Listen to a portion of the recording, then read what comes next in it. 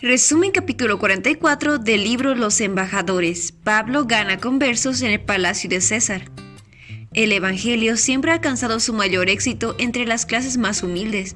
No podía esperarse que Pablo, un prisionero pobre y solitario, fuese capaz de ganar atención de las clases más altas de los ciudadanos romanos. El vicio los tenía cautivos, pero muchos de los afligidos y necesitados, víctimas de su opresión, escuchaban con alegría a Pablo, y en Cristo encontraron esperanza y paz. La obra del apóstol comenzó con los más humildes, pero su influencia se extendió hasta que alcanzó el palacio del emperador. Roma era la metrópoli del mundo. En años anteriores, el apóstol había proclamado públicamente la fe de Cristo con persuasivo poder ante los sabios de Grecia, ante reyes y gobernantes. Ahora el apóstol, confinado en su propia morada, podía proclamar la verdad solo a quienes lo buscaban allí. Sin embargo, en ese mismo momento, cuando el defensor principal del Evangelio estaba fuera de labor pública, se ganó la gran victoria para la causa de Dios. De la misma casa del rey se sumaban miembros de la iglesia. En la corte romana, Nerón parecía haber borrado desde su corazón el último vestigio tanto de lo divino como de lo humano.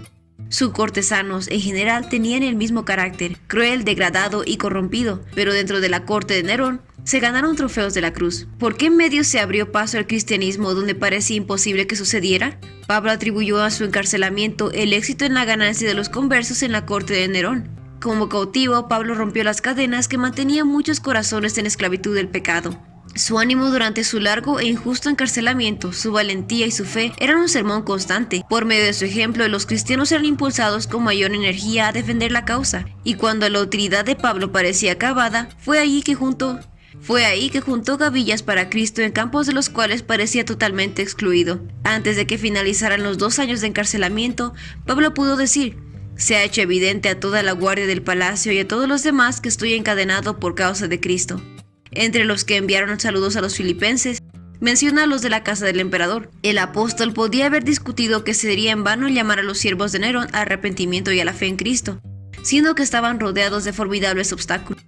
Aunque fuesen convencidos de la verdad, ¿cómo podrían obedecer? Pero por fe, Pablo presentó el Evangelio a estas personas y algunos decidieron obedecer a cualquier costo. Aceptaron la luz y confiaron en que Dios los ayudaría a hacer brillar para otros. Después de su conversión, permanecieron en la casa del César. No se sentían en libertad de dejar su puesto, porque su entorno ya no les resultaba agradable. La verdad los había encontrado allí y allí permanecerían, testificando del poder transformador de la nueva fe.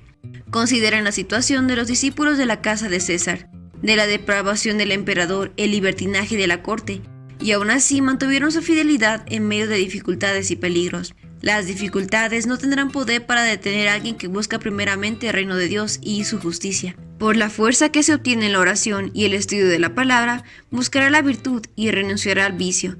Dios, cuya palabra es verdadera, promete ayuda y gracia suficiente para cada circunstancia. Por su propio ejemplo, el Salvador ha mostrado que el cristiano puede mantenerse incontaminado bajo cualquier situación. No es fuera de la prueba, sino en medio de ella, donde se desarrolla el carácter cristiano. Las dificultades y la oposición inducen al seguidor de Cristo a orar más fervientemente al poderoso ayudador. La prueba severa desarrolla paciencia y fortaleza y una profunda confianza en Dios.